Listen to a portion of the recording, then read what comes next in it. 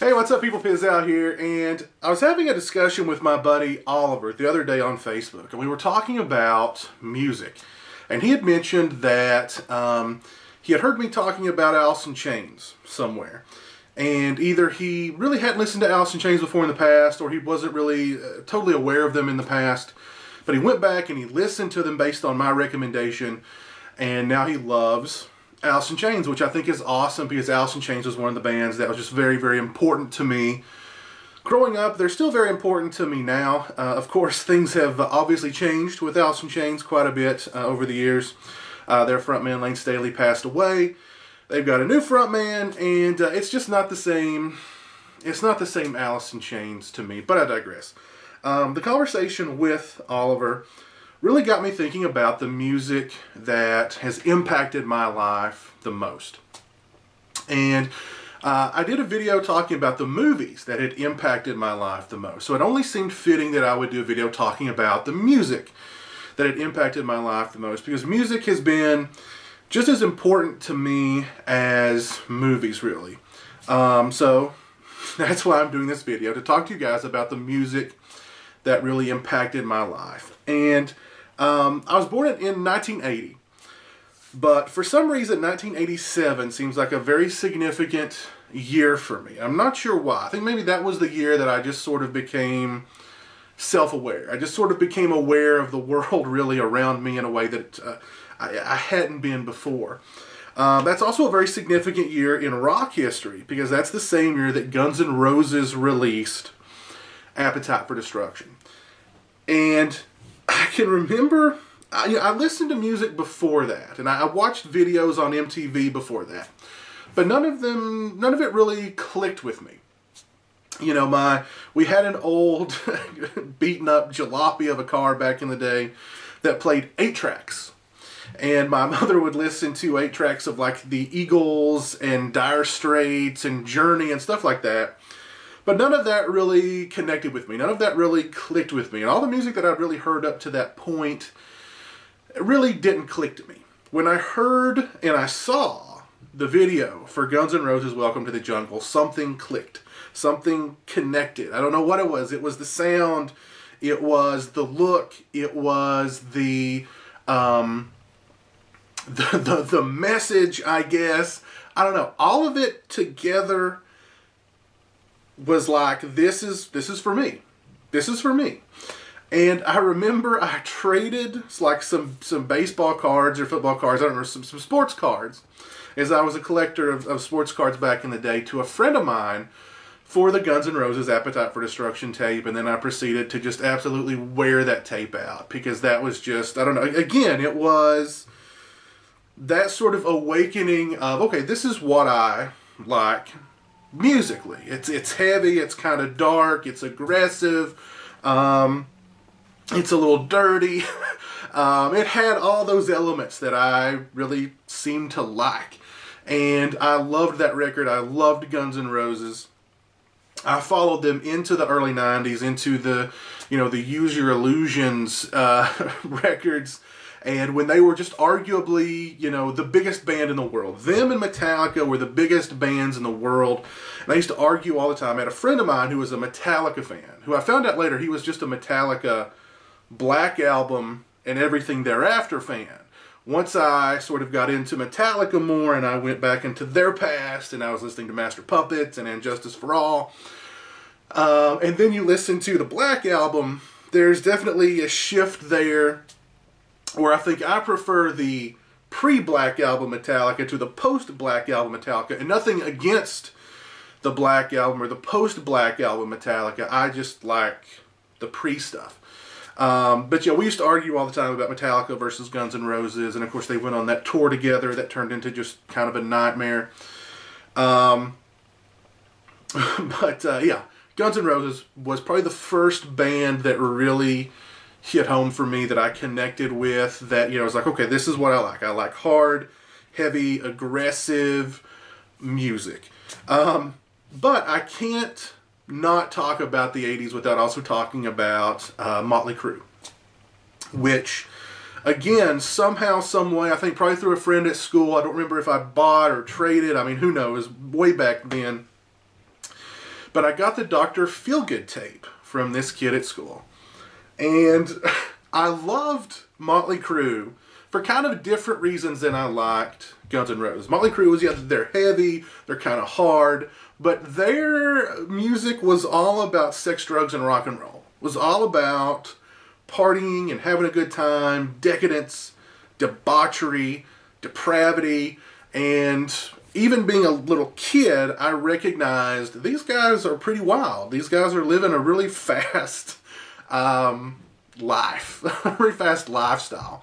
And that kind of connected with me too. I didn't quite follow Mötley Crüe as far as I followed Guns N' Roses, but I can't not talk about that era. Those two tapes, Appetite for Destruction and Dr. Feelgood, were two tapes that I absolutely wore out, to the point where, in the case of the Dr. Feelgood tape, like the reels in the cassette tape were just locked. I couldn't, they just locked up on me one day. They wouldn't move. So that tape had to go bye-bye. Going into the early 90s, of course, the era of grunge rock, which just immediately, that whole decade prior, the hair metal, that the moment, Nirvana and Smells Like Teen Spirit really came out, that whole decade prior just seemed completely ridiculous and silly and rife for being lampooned, which it pretty much was, and kind of has been ever since. But it wasn't really Nirvana. I loved Nirvana. I loved Pearl Jam. I loved not Alice in Chains, but Soundgarden. But Alice in Chains was the band that really I connected with, that really hit home for me. I remember seeing the Man in the Box music video. This was before everything blew up with Nirvana and grunge music and Pearl Jam. And, the early 90s was just dominated by that. This was before that really happened. I saw the Alice in Chains Man in the Box video on MTV, probably up at 2 o'clock in the morning when they played that kind of stuff on MTV. Way back when MTV actually played music videos, when MTV Music Television actually played music. I know. You're thinking MTV today is like wall-to-wall, horrible reality programming. Back in the day, MTV Music Television actually played music. Shocking. But that video, again, very heavy, very dark, very aggressive. You got the dude walking around with the hood on. They're in like a farm. The guy takes his hood off at the end of the video and his eyes are sewn shut. Of course, being a horror lover, a lover of horror movies and just everything macabre and dark and sinister, that really connected with me. The Alice in Chains was much darker than really anything that I listened to at the time. When I think of grunge music, I think of that era, Alice in Chains, for me, typifies what that sound should have been. Like I said, dark, murky, chunky. The lyrics are all about, if you listen to the lyrics on like Facelift or Dirt, it's all about, we're going to die young. We know we're going to die young. We're going to die. We're racing towards death, drugs, depression, stuff like that. The total antithesis of the entire decade of the 80s, which was pretty much party, sex, drugs, and rock and roll. Bam, now we're hit with, yes, there's sex, drugs, and rock and roll, but there's also a very dark side to the world. And, Alice in Chains, to me, they were the essential grunge, dark band, and I loved it. I remember hearing Wood for the first time. It was on the Singles soundtrack. It was also on their second album, Dirt. And that song still today is one of my all-time favorite songs. Moody. Just, again, dark, murky, chunky, and I just love that freaking song. Love that freaking song, and that got me to buy Dirt, buy the Singles soundtrack, go back and buy Facelift, and I just love, that era of Alice in Chains all the way up to like the self-titled record. I think most people kind of call it the tripod record because it's got the three-legged dog on it. Of course, they did a very memorable Unplugged on MTV, and then, Lane Staley, who was the front man, of Alice in Chains, he was dealing with heroin addiction, and it just got worse and worse and worse and worse, and the band just kind of fell apart, and Lane Staley eventually died of a drug overdose, and they got a new frontman. And Alice in Chains continues on today, but Alice in Chains it's not the same Alice in Chains for me. But I was always a huge Alice in Chains fan growing up, or being like in middle school in the early 90s, and all of us, I remember just, sitting around the lunchroom, or, we'd leave campus and go, wherever to eat, and we'd just sit around and talk about, the music of the time, Pearl Jam and Nirvana and so on and so forth. And I would always bring up, Alice in Chains, Alice in Chains, Alice in Chains. I love Alice in Chains. Alice in Chains is my favorite band, so on and so forth, to try and get the word out there about Alice in Chains, because they were very popular in that time, but they weren't played to the same extent as, a Nirvana or a Pearl Jam. And again, I love Nirvana, I loved Pearl Jam, but for me, it was all about Alice in Chains. I think also at that time, I was kind of coming into, I was building, I was becoming aware of sort of what kind of person I want to be, and what sort of things that I stand for, and what sort of things are important to me. And, those times, it was very kind of political and proactive, and stuff like that. Catchwords, buzzwords like that were very popular at the time. I remember Eddie Vedder during the Pearl Jam Unplugged. They were performing Porch at the very end of the set, and Eddie Vedder he climbs on top of his swivel chair, and he's spinning around, and he pulls out a Sharpie, and he writes pro-choice down his arm. And I was like, yeah, pro-choice, man. Me too. Yeah, pro-choice. So I was sort of, I was coming into what kind of person I sort of am now. I was setting those building blocks as far as, what I believe in and what I stand for, and so on and so forth. So that's kind of when I think of that era of music as well. There was kind of a political, proactive, open your mind kind of, sensibility about the music as well. It was very much about realism. This is real. The 80s hair metal, that was just a facade. That was just kind of silliness. It was very shallow. This is the real stuff. This is really what people are dealing with today. Addiction, depression, sadness, loneliness. Feeling disenchanted from, their communities or from their country, from their leaders. And this is the music, for you, because it's about feeling disenchanted, and you know what I mean? So on and so forth. And, but yeah, Alice in Chains, huge band for me. I still love Alice in Chains. I still listen to Alice in Chains all the time. Just love Alice in Chains. As far as there's always been that very heavy metal, kind of guy in me as well. And at that time in music, there really wasn't a lot of really heavy, aggressive music. And then I got turned on to Pantera. And I don't remember how I got turned on to Pantera, if it was through a friend or if I somehow stumbled upon it myself. But I got the Vulgar Display of Power tape. And if you guys recall what the cover art on the Vulgar Display of Power tape is, it's a dude being punched in the face. And I read the songs on the back, the song titles on the back, and I said, okay, this sounds pretty cool to me. So bring it home, pop it in the tape player. The first song is Mouth of War. Every song that the first 5 songs on there are just like being punched in the face repeatedly. It's so aggressive. It's so heavy. It's so, just chunk. It's the kind of music that just hits that nerve inside you that just makes you want to, just break something. Just makes you want to.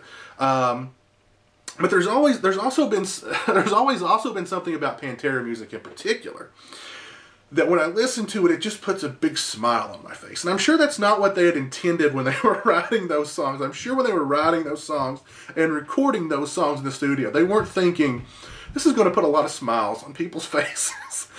But for me, it always does. I listen to Mouth for War, or Strength Beyond Strength, or I'm Broken, stuff like that. And I don't know, it just puts a big smile on my face. I love Pantera.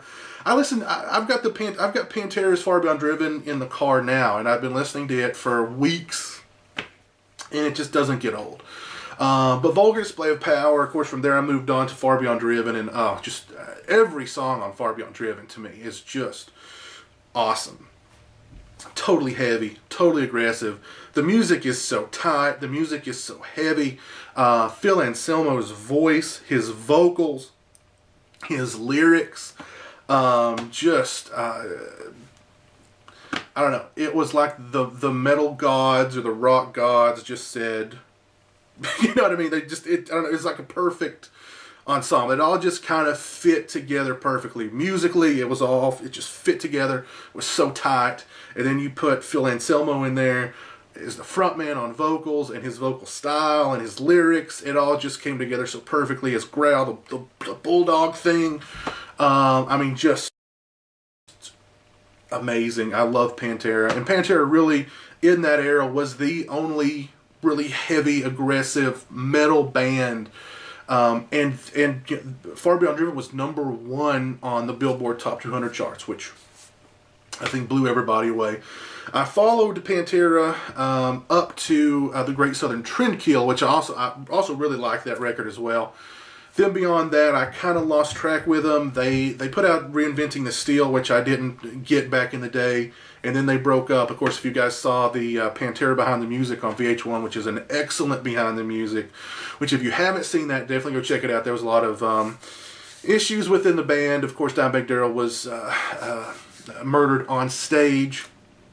Him and Vinnie Paul's brother had started another band called Damage Plan. They were playing some little place in Ohio, and some crazed fan, feeling that Dimebag was responsible for breaking up Pantera, charged on stage with a weapon and shot Dimebag Darrell and killed him on stage. So that was very, very sad.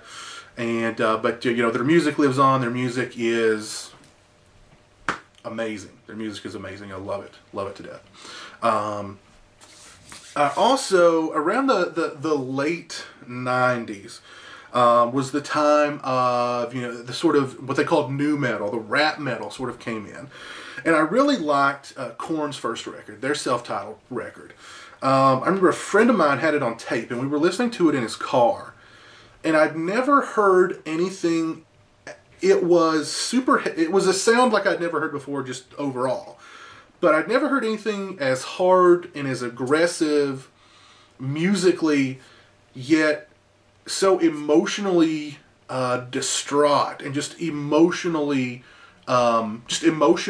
lyrically. I'd never heard anything like that up to that point. So I really liked Korn's first record, the self-titled record. And I followed them sort of through Follow the Leader, but they just kind of got more and more, kind of mainstream, I guess. I don't know. For me, that first record is very special. I really like it a lot. Korn was it was actually the first concert I ever went to see, was Korn's Family Values tour in 1999, which was Korn and Stained, Filter, Limp Bizkit was in there. Let's see who else. I think the Crystal Method, somebody else. This was just before Stained kind of blew up and became a huge band at that time as well. They were actually opening. They were the opening act on there. But that was the first that was the first concert I ever went to, period. There's a band that I think they unjustly get lumped into that sort of milieu of bands that came out around that time, because they came out around that time too, and that's the band Deftones. I love Deftones. Deftones, for me, is sort of they have everything. They sort of encompass all the moods that I love musically. So, you have the soundscapey kind of, melodic stuff there. You have the super heavy, aggressive, screaming stuff there as well. You have sort of the in-between kind of songs. They cover all the moods. They're just great sort of moody music. I've followed them since their second record, Around the Fur, really all the way through to today. They're probably my favorite band now. I listen to them all the time. Songs like Be Quiet and Drive. I remember I first heard Be Quiet and Drive and saw the video. And again, it was like really nothing I'd heard before, sort of structurally. It wasn't the sort of, verse, chorus, verse, chorus, verse, chorus, typical song. It was just arranged strangely, I thought. And it was the kind of song that just... a building song. It just built and built and built and built, and I love that song. It's a phenomenal song, I think. Their album White Pony, which came out in 2000, I think is just when all the sort of the bands of that era were just going over the top, sort of rap metal. Even Slayer released a rap metal CD to try and cash in on that era of nu metal. Slayer went nu metal.